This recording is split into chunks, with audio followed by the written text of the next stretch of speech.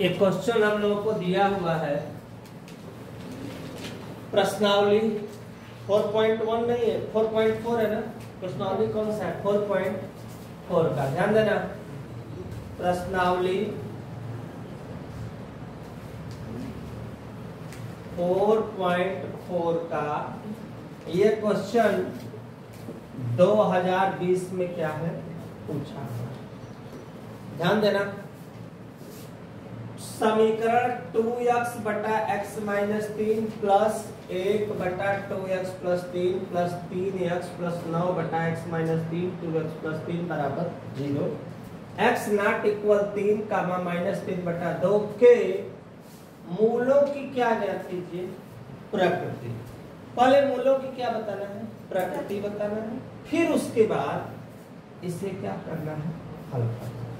क्या काम हो गया अपने पास? 2 काम हो गया। तो सबसे पहला हम लिखेंगे हल। 2x बटा x minus 3 plus 2x plus 3 plus 3x plus 9 बटा x माइनस 3 और 2x प्लस 3 बराबर। हल तब तक नहीं होगा जब तक इसका हम क्या बनाएंगे? समीकरण हमें बनाना पड़ेगा।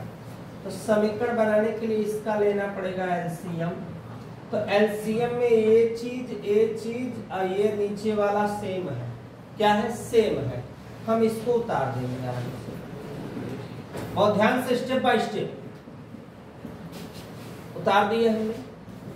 उतारने के बाद इस वाले से वाला क्या हुआ? कट गया।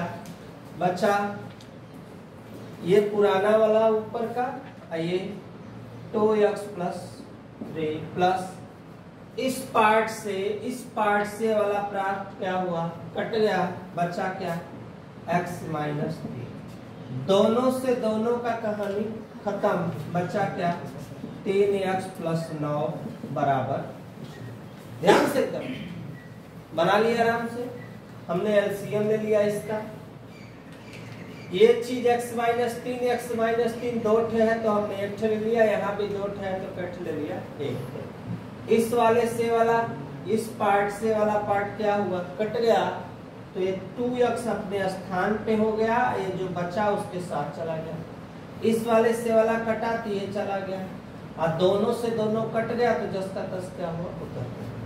नीचे वाले का गुणा अगर हम 0 में करेंगे तो नीचे वाले पार्ट की कहानी पूरी क्या हो जाएगी? खत्म हो जाएगी। गुणा करो 2 दूना और 2 का 3 में 2 तिहाई 6 प्लस बाकी अपने स्थान पे 10 का 10 बराबर 0। नीचे वाले का कहानी खत्म हो गया। अब 4x स्क्वायर 6x 6 और एक कितना? 7 और 7 3 कितना हुआ? 10 और 9 में से 3 घटेगा तो कितना? 6 बराबर कितना हो गया? इसमें से चाहे तो हम 2 को क्या कर सकते हैं? कॉमन कर सकते हैं। 2 5 10 2 तिहाई 6 बराबर 2 गया इसके नीचे तो 0 की भी कहा 2 का भी कहानी क्या हुआ? खत्म। बचा क्या अपने पास? ध्यान से देखना। बचा क्या अपने पास? 2x square plus 5x plus 3 बराबर क्या हुआ? 0। अब हमें ज्ञात करना है मूलों की प्रकृति। सूत्र होगा d बराबर b square minus 4ac। b का मान कितना दिया हुआ है? 5। a का मान है 2, c का मान है 3। 50 25 4 दूनी 8 तरीके 24 कितना आया? 1 आया। d का मान कितना है? 1 आया। ध्यान देना। अब यहाँ पे d बड़ा है और 0 क्या है? छोटा है। मतलब 0 से 1 क्या आ रहा है? बड़ा आ रहा है। 0 से 1 क्या आ रहा है? बड़ा आ रहा है। तो ऐसे सिचुएशन में हम लोग क्या लिखेंगे कि मूल वास्तविक व असमान वास्तविक व क्या होंगे? असमान होंगे। तो यहाँ तक हो गया मेरा उत्तर, प्रकृति हो गई मेरी। नेचर मुझसे पूछा था, मैंने नेचर उस सवाल का लिख दिया, लेकिन फिर कह रहा है क्या करिए, हल भी करिए। तो हल करना है तो पुनः लिखेंगे हम लोग, पुनः 2x² प्लस 5x प्लस 3 बराबर 0। द्वितीय 6, ऐसा पढ़ा पढ़ो कि 6 आए और जोड़ने घटाने पर कितना आए 5।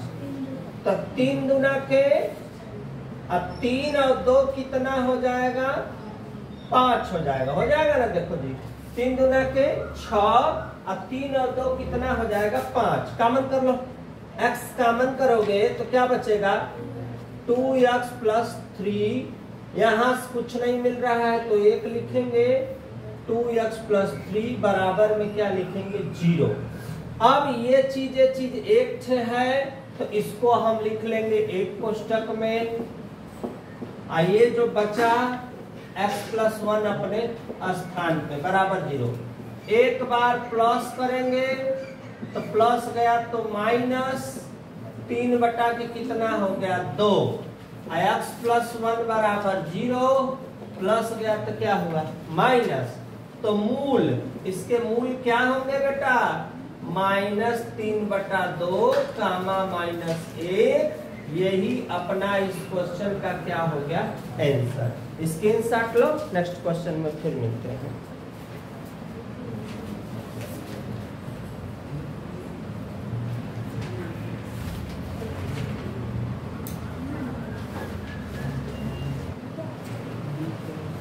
ये सवाल दिया है, अब यहां जो टेक्निक दिया है के वे मान ज्ञात करो जिनके लिए द्विघात समीकरण, किनके लिए x² minus 4x plus k बराबर 0 के वास्तविक व असमान मूल होगा। वास्तविक व असमान, यहाँ मूल बराबर नहीं होगा। तो इसके लिए देखो लिखने का तरीका है, पेपर में तुरंत गलत होगा। हल मूल वास्तविक व असमान, वास्तविक व असमान के लिए d बड़ा होगा किससे 0 से। मतलब हल करने पर सवाल को जो यहाँ पे मान आएगा वह कौन सा होगा धनात्मक। जब धनात्मक होता है तो मूल वास्तविक व असमान होता है, अर्थात x² minus 4x plus k बराबर 0, d बराबर b² माइनस 4ac। लेकिन यहाँ जो d का मान होगा, जो 0 होगा, वह क्या होगा, यहाँ पर ध्यान देना, b² माइनस 4ac बड़ा होगा, किससे बड़ा होगा 0 से बड़ा होगा। तो b लिखा है यहाँ पे, ध्यान देना, b का मान अपने पास क्या -4, a का मान अपने पास क्या 1, c का मान यहाँ पे k। 4 चौके 16, 4 एकम 4, नॉट इक्वल कितना हो गया 0। ध्यान देना यहाँ पे। अब ऐसे सवाल को हम अब बराबर रहता तो हम इसको कहाँ ले जाते, उधर ले जाते, लेकिन कब, जब बराबर रहता तब। लेकिन यहाँ पे बराबर दिया हुआ, तो ऐसे सिचुएशन में हम लोग क्या करेंगे, लगाने का तरीका चेंज होगा। अब हमें किसको हटाना है 16 को हटाना है। तो 16 को हटाने के लिए अपने दिमाग से -16 जब एस पार करेंगे, देखो ट्रिक सीखो इस सवाल, ऐसे सवाल लगाने का। तो इधर भी लिखेंगे क्या -16, ध्यान देना, इधर भी क्या लिखेंगे -16। 16 से 16 कटा, इधर -16 तो उधर भी -16, -4 के यहाँ पे हो गया -16। ध्यान देना, बना दिए। अब 4 को हटाने के लिए जब इधर 4 से भाग देंगे तो इधर भी 4 से क्या देंगे, किसको हटाना है, माइनस को। तो यहाँ भी माइनस, यहाँ भी माइनस, 4 चौके 4 से 4 कटा। क्या आया देखो, के बड़ा और यहाँ पे क्या आया 4। ये तुम्हारा क्या होगा आंसर, टेक्निकल आंसर है, ध्यान देना। ऐसे इसका आंसर लिखो, कभी भी बराबर 0 करोगे, नई सवाल है इस साल की, तुरंत कहानी क्या हो जाएगी, खत्म। तुमको तो एक ही धुना बराबर करके क्या लिखना, 0, बधाई से मरबा माइनस पे कहाँ चल जाएगा, ओ पट्टे बस कहानी एग्जामिनर चौचक बना देगा। यहाँ भी देखो एक के प्रत्येक वास्तविक मान के लिए समीकरण इतना इतना के वास्तविक व असमान होगा। तो यहाँ भी देखो ऐसे b बराबर b स्क्वायर माइनस 4ac, लेकिन मूल वास्तविक व क्या है, असमान। तो उसके लिए क्या करेंगे, मूल जब वास्तविक व असमान होगा तो सिचुएशन में हम लिखेंगे इस टाइप से, अर्थात b स्क्वायर माइनस 4ac बड़ा होगा और 0 क्या होगा, छोटा होगा। कब होगा, जब वास्तविक व असमान होगा तब। फिर b का मान a स्क्वायर, a का मान यहाँ कुछ नहीं है 1, c का मान -4, a स्क्वायर चचुक्के। अब बताओ किसको हटाना है भैया, किसको हटाना है, 16 को हटाना है। तो प्लस में है, इधर भी माइनस उधर भी माइनस, अपने से प्लस 16 है तो माइनस, यहाँ भी माइनस होगा। 16 से 16 का कहानी खत्म। अब देखो क्या सिचुएशन बचा, a स्क्वायर यहाँ पे माइनस। अब क्या करेंगे हम यहाँ पे अब हम लोग का जब ये सिचुएशन आ गया तो इसका जब हम लोग माइनस में मान है, ये माइनस में है, तो हम वर्गमूल भी इसका नहीं ले सकते। बस यहीं पे चुपचाप क्या करेंगे, छोड़ देंगे, यही अपना क्या हो जाएगा, वर्गमूल में नहीं ले सकते। क्या, हाँ तब तो फिर 16 का 4 होता, लेकिन ऋणात्मक में कभी वर्गमूल लिया नहीं जाता, क्योंकि ये वास्तविक संख्या नहीं है।